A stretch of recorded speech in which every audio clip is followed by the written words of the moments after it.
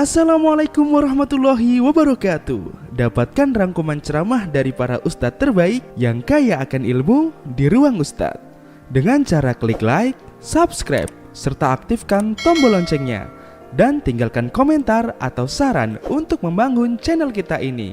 Dan kami ucapkan selamat belajar.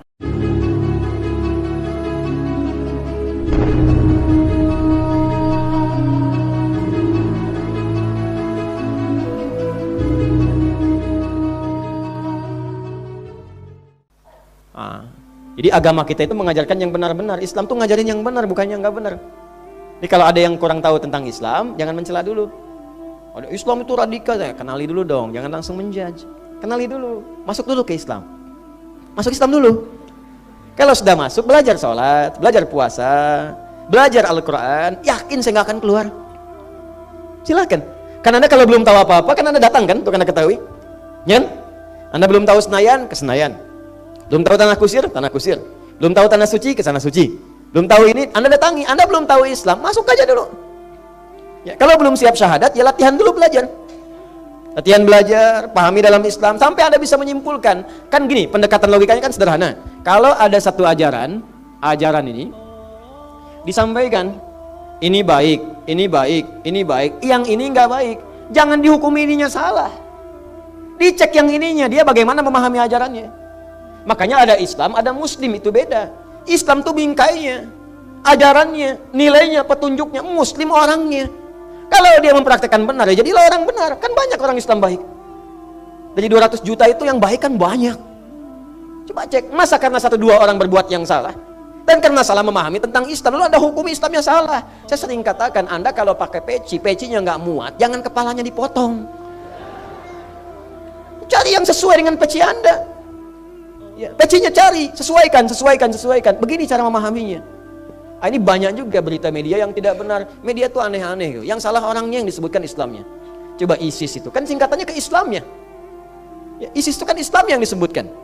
Islamic dalam bahasa Inggris itu kan keajaran itu di akhirnya itu.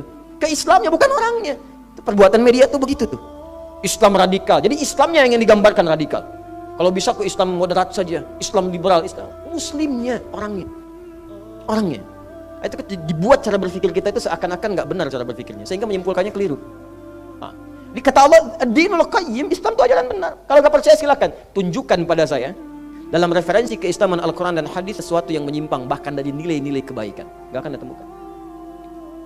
Silakan cek. Tentang mata disebutkan fungsi mata, tentang lisan disebutkan, tentang telinga, dari ujung kepala bahkan sejak pikiran. Jangan berprasangka buruk. Berarti kan ajaran kebaikan. Mata tatap yang baik, telinga dengar yang baik, mulut ucapan yang baik, sampai ujung kaki. Pelakunya Muslim. Ketika mengucapkan yang kotor bukan ajarannya yang salah. Jadi kalau orang Islamnya benar pasti baik. Nggak usah jauh-jauh lah. Orang paling buruk semuka bumi jahiliyah. Makanya disebut jahiliyah. Jahlun itu bodoh, tak kenal baik. Jahilun orangnya, kalau digabungkan dengan sifat jadi jahiliyah. Perbuatannya ada, orangnya lengkap, komplit, profesional semua. Pezina profesional, pemabuk lengkap, semua. Tapi ketika datang Islam, dia berubah total semua. Jadi khairu ummah. Yang paling jujur ada, yang paling dermawan ada, semua ada. Sangat menarik gitu. Jadi kalau sekarang kita ingin menjadi bagian dari rujukan ini, satu, kata Allah ini, Dzalika Dinul Qayyim, ini rajin mengoreksi diri, bagian dari ajaran agama kita. Makanya kalau orang Islamnya benar, koreksi diri kita sekarang. Lihat. Yang kedua, ada juga kemudian turunan dari Ad-Dinul Qayyim, mengeluarkan kalimat ad-dinnya, maka qayyim menjadi sifat. Kalau jadi umum. Din, contoh, din. Ada padanan din dalam Quran surah ketiga ayat 19. Innad dina indallahil Islam. Kalau kita pakai dzalika merujuk ke sini. Kalau kita pakai kaidah umum di sininya ad-din, innad dina indallahil Islam. Ad-din gini sama dengan al-Islam. Nah, terus buat persamaan lagi. Al-Islam sama dengan apa? Apa? Kalau tidak tahu, katakan wallahu alam. Ad-din sama dengan Islam. Islam sama dengan ad-din. Ad-din sama dengan Islam. Islam sama dengan ad-din. Ya. Allah wa rasuluhu a'lam. Tanyakan pada Allah, tanyakan pada Rasulnya. Tanyakan pada Rasulullah SAW. Hadis riwayat Muslim nomor hadis yang ke-8 tentang Islam. Al-Islamu an tashhada an la ilaha illallah wa anna Muhammadar Rasulullah wa tuqimas salat wa tu'tiyaz zakah wa tasuma ramadhana wa tahujjal baita in istata'ta ilaihi sabila. Maka jadi 5 pokok disebut dengan rukun arkanul Islam. 1 syahadat, yang kedua salat, ketiga, keempat, kelima haji dan umrah. Maka kalau dipahami seperti ini, yang kedua, Rajab menjadi istimewa karena kita dimotivasi untuk meningkatkan ibadah di pokok-pokok keislaman. Syahadat, ibadah. Bagaimana ibadah dengan syahadat itu diterjemahkan dalam bentuk ilmu. Belajar tentang ilmunya supaya yakin Allah itu Tuhan kita. Quran surah 47 ayat 19. Fa'lam annahu la ilaha. Cari ilmu supaya mantap la ilaha illallahnya. Jangan dikasih mie instan pindah, kasih biskuit pindah, kasih sarung pindah. La ilaha illallah, mie pak, iya, pindah. Tidak. Mantap. Bagaimana bisa meyakinkan diri kita? Selesai. Terjemahkan dalam bentuk ibadah ritual supaya dibawa la ilaha illallahnya. Salat. Kan dalam salat kita la ilaha illallah. Asyhadu an la ilaha illallah. Tahiyat kita la ilaha illallah. Salat. Maka salat di Rajab latihan, tingkatkan ibadah. Mulai sekarang keluarkan salat sunnahnya, sunnah-sunnahnya. Latihan salat yang benar. Zakat yang punya kewajiban, turunannya infak, sedekah. Latihan berinfak. Ya, latihan ibadah. Pendapat Ibnu Abbas radhiyallahu ta'ala anhuma diikuti ulama salaf setelahnya sampai ke kita sekarang dan ulama-ulama yang lurus. Al-Qayyim, al-Qayyim, ulama garis lurus, ya. Mereka mengatakan apa kalimat-kalimatnya? Jika ada ketentuan dalam Al-Qur'an pada masuk yang ketiga, kalau dilarang berarti lawannya diutamakan. Dilarang, lawannya diutamakan. Pada bulan Rajab dilarang berbuat yang haram-haram, tinggalkan yang haram-haram, berusaha kita kerjakan. Lawannya yang halal-halal tingkatkan, kerjakan. Nah, kalau nanti spesifik dilarang, berarti dosanya 2 kali lipat dari hari-hari sebelumnya. 2 kali lipat. Nah, persamaannya kalau dosanya 2 kali lipat dari hari sebelumnya, ta'zim, diagungkan, maka pahala pun lawan daripada dosa itu digandakan dari hari-hari sebelumnya. Maka Rajab punya keistimewaan yang kedua, ketika seorang banyak berbuat amal saleh, maka yang baik-baik tadi pahalanya dilipat gandakan lebih daripada hari-hari sebelumnya. Ya, Allahu a'lam berapa nilainya, tapi kaidah berkata demikian. Maka sekarang perbanyak salat sunnah, ya, perbanyak amal-amal saleh. Karena itu ketika orang mulai lalai dengan keutamaan Rajab, banyak di antara para sahabat yang menghidupkan itu. Cuman sayang sebagian orang karena ingin memotivasi, cuman caranya salah, dibikin hadis-hadis palsu. Gitu. Jadi kalau Anda ingin membawa orang pada kebaikan, lakukan dengan cara yang ma'ruf, tinggalkan yang mungkar. Maka muncullah banyak hadis palsu di Rajab ini. Tentang puasa, tentang sholat, banyak. Padahal nggak pakai hadis palsu pun sudah ada hadis-hadis yang sahih. Sudah ada Quran bahkan. Maka silahkan tingkatkan, malam bangun sholat sunnah. Apa jenisnya? Tahajud ada. Ya, qiyamul lail ada. Ini nggak usah ngarang-ngarang pakai yang lain-lain. Kalau mau doa ya doa silahkan dalam sholat. Sudah ada hadisnya sahih. Ya, sudah ada. Kemudian ayatnya sahih. Tahajud sahih, hadis Muslim banyak. Ya, nomor hadis 249 bagi pemula, salatul laili matna matna wa idza khasyiya ahadakumul fajr falyutir rakatan wahidah. Abu Dawud nomor hadis 1367, itu yang menggunakan 2 ujungnya 1. Yang 443 Al-Bukhari nomor hadis 2008 dari Sayyidah Aisyah radhiyallahu taala anha, ya. Suila Sayyidat Aisyah radhiyallahu taala anha salatin Nabi sallallahu alaihi wasallam, ya, bertanya, datang 3 orang sahabat. Ya, siapa di antara mereka? Ya, datang kemudian Abdullah bin Mas'ud radhiyallahu ta'ala anhu, Hudzaifah al-Yamani, Ubay bin Ka'ab datang bertanya pada Sayyidah Aisyah, bagaimana salat malamnya Nabi? Kata Sayyidah Aisyah, la tas'alu an husnihinna wa tulihinna. Ya, usolli arba'an, thumma yusolli salatan. Silahkan, mau yang 4, 4, 3, 2, 2, 2 ujungnya 1. Mau yang 11 silahkan, lebih daripada itu silahkan. Silahkan latihan. Tapi isi dengan ibadah, meningkat pahalanya. Tapi nggak usah bikin hadis palsu. Makanya banyak ditemukan di bulan Rajab ini hadis-hadis palsu. Bukan amalnya yang salah, hadisnya yang keliru. Ada yang salah paham. Karena banyak menganjurkan tadi, ada 2 terjadi kesalahan. 1, banyak menghadirkan hadis palsu, sehingga masyarakat salah paham. Gak usah sholat di malam Rajab, hadisnya palsu. Bukan sholatnya, hadisnya yang salah. Bukan sholatnya. Dan hadis pun bukan Nabi yang salah, karena Nabi gak pernah menyampaikan itu. Ada yang menduplikasi, ada yang bikin hoax. Dan bahaya orang yang bikin hoax atas nama Nabi seakan-akan memesan kafling di neraka satu tempat. Hadisnya sahih. Man yatabawwa alayya muta'ammidan man kadzdzaba alayya muta'ammidan falyatabawwa maq'adahu finnar. Siapa yang sengaja bikin hoax atas namaku, mencatut namaku dalam informasinya, maka seakan-akan dia pesan tempat satu kafling di neraka. Itu bahaya. Dulu begitu. Jadi bukan dilarang salat malam, silakan malam hidupkan. Siang hidupkan dengan beramal. Istighfar macam-macam silahkan. Itu udah biasa. Ini kesalahan pertama. Ada yang menduga masyarakat gak usah sholat, gak usah puasa, gak usah gini. Kenapa? Karena hadisnya palsu. Itu yang palsu. Tapi kan yang sahih ada, Joni. Pakai yang sahihnya. Itu sunnah. Gak mengerjakan, gak apa-apa. Cuma kalau merasa banyak amal, gak ada dosa. Silahkan saja, itu pilihan. Kita gak boleh memaksa. Nabi aja ingatkan. Masa Anda yang bukan Nabi maksa? Fadzakir innama anta mudzakir lasta alaihim. Muhammad, ingatkan, kamu ini pengingat bukan pemaksa. Lasta alaihim musaitir, diingatkan oleh Allah. Ingatkan aja, jangan paksa. La ikraha fid. Nabi Muhammad ahli surga, tingkat surga paling tinggi, disayang Allah. Wa innaka la'ala khuluqin azim. Engkau pengingat bukan pemaksa. Ente bukan nabi, surga belum jelas. Nggak ada pujian dalam Quran bagi Anda. Kenapa Anda mesti maksa? Kalau nggak ikut Anda jadi dicela. Coba diingat-ingat lagi ke situ ya. Ini satu. Yang kedua, kesalahan kedua, jadi salah paham akhirnya. Sehingga salah paham, jadi salah memahami. Kalau salah memahami, pahamnya jadi salah. Pusing kan? Apa yang kedua ini?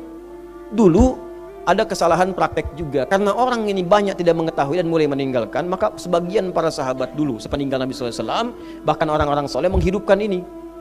Bahkan ada yang merutinkan, saking rutinnya ini, hampir seperti Ramadan saat puasanya. Maka ditegur oleh Umar.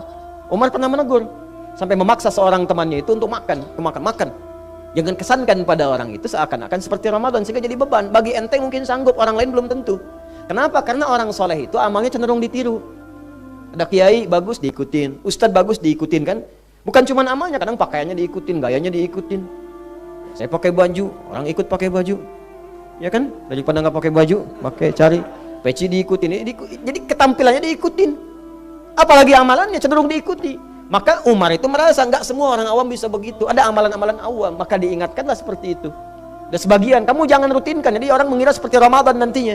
Bukan nggak boleh tiap hari puasa. Kalau pengen puasa, mengoleksi diri silakan, perbanyak silakan. Bukankah yang dianjurkan diperbanyak puasa oleh Nabi di bulan haram itu? Ya banyak puasa silakan. Banyak itu kan kalau yang sudah sering, Senin Kamis banyak, Senin puasa, Selasa puasa, Rabu tidak, Kamis puasa lagi. Itu kan banyak, ya kan? Nah, tapi dulu itu ditegur, bukan nggak boleh puasa, tapi jangan sampai orang awam menaikkan level dia pada yang tidak mampu, itu maksudnya.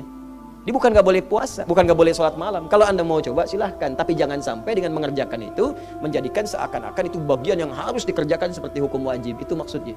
Tapi jangan sampai kalimat-kalimat itu menjadikan orang malas beramal. Quran nyuruh beramal, tapi karena kalimat Anda orang nggak beramal, karena salah paham tadi. Paham sampai sini ya? Yang terakhir, fala tadhimu fihinna anfusakum. Ini mirip-mirip dengan yang pertama. Kalau yang pertama latihan, kalau yang ketiga pendekatan. Jangan banyak berbuat zalim. Ya, terutama pada diri kita sendiri. Kata Allah, sebelum Anda, maaf ya, berpikir zalim pada orang lain, jangan-jangan kita zalim pada diri sendiri. Apa zalim pada diri sendiri? Menempatkan sesuatu bukan pada tempatnya. Mata itu tempatnya melihat yang baik, bukan melihat yang tidak baik. Lisan bicara pada yang baik, bukan pada yang tidak baik. Ketika Anda berbicara pada yang tidak baik, Anda zalim. Ketika mata bernata pada yang tidak baik, Anda zalim. Kalau zalim terjadi di bulan Rajab, dosanya 2 kali lipat di hari biasa. Yuk. Ayo, jangan dikumpulkan dosa, sekarang kumpulkan pahala. Nah, sekarang saya bagi satu rahasia. Ini sangat penting dan tidak banyak orang tahu. Ini di antara kita saja. Tadi kan diminta beramal soleh kan? Ya, sholat, kan? Baca Al-Quran, amal soleh bukan? Sedekah, amal soleh bukan? Terus diminta meninggalkan maksiat kan? Baik. Ada satu amalan yang kalau Anda kerjakan itu, maka semua yang tadi akan ikut otomatis. Dan Anda nggak capek, akan ikut semuanya. Udah pasti itu, insya Allah. Namanya asyam. Asyam, bukan asyap, asyam. Asyam disebutkan 9 kali dalam Al-Quran. Puasa. Puasa. Karena itu Nabi sangat menganjurkan puasa di bulan-bulan haram. Bukan cuma di Rajab saja. Dzulqa'dah, Dzulhijjah. Bahkan di bulan haram pun ada yang spesial lagi. Misal, Dzulhijjah ada puasa Arafah. Ya, puasa pertengahan bulan. Itu spesial. Senin Kamis, saking spesialnya cuma Senin dan Kamis saja. Rabu udah nggak bisa. Ya, puasa Daud, misalnya kan. Nah, cuma asyam, puasa menjadi spesial karena puasa itu amalan unik yang saat dikerjakan pasti mengumpulkan amal-amal ibadah yang baik dan menanggalkan hal-hal yang tidak baik. Mengumpulkan yang soleh, meninggalkan yang salah. Itu udah otomatis. Contoh begini, kalau nggak puasa, Sholat fardu pun belum tentu bisa dikerjakan dengan sempurna. Kadang-kadang terlambat dikit masih biasa. Tapi kalau puasa, jangankan sholat fardu, ketinggalan sholat sunnah pun jadi nggak enak, gelisah. Ya, termasuk maksiat. Orang puasa itu bisa libur dulu maksiat, berhenti maksiat. Itu orang jahiliyah, itu sudah populer kalimat ini sebelum Nabi Muhammad diutus. Udah tahu mereka informasi ini. Jadi mereka tuh di bulan Hurum, apalagi masuk Rajab misalnya, itu berhenti dulu Pak maksiat. Ya, berselisih genjatan senjata dulu. Jadi kalau ada yang mencela, dasar kamu begini, entar balasnya bulan depan. Nggak mau dia, karena takut dengan ancaman ini. Fala tazlimu fihinna anfusakum. Di sejahiliyah-jahiliyahnya, Abu Jahal sejahal-jahalnya, itu kalau masuk bulan Hurum berhenti dia buruknya. Terus Anda yang bukan Abu Jahal berbuat buruk lebih daripada itu, berhenti dulu. Belajar diri dengan baik. Tinggalkan. Caranya bagaimana? Puasa. Sebab dengan puasa itu maksiat ditekan. Yakin saya. Coba di lembaga pemasyarakatan diajarkan puasa itu cepat, mempercepat kebaikan-kebaikannya. Pasti tertinggal yang buruk-buruknya, muncul baiknya. Sebab mustahil orang puasa akan mengorbankan puasanya untuk berbuat buruk, mustahil. Berat perjuangannya. Ya, saya kan sering katakan seorang pemarah pun kalau sedang puasa nggak mau marah. Marah semarah-marahnya. Azan maghrib jam 6 kurang 5 menit diprovokasi. Oh, kamu begini, dia diem aja begini. Ya.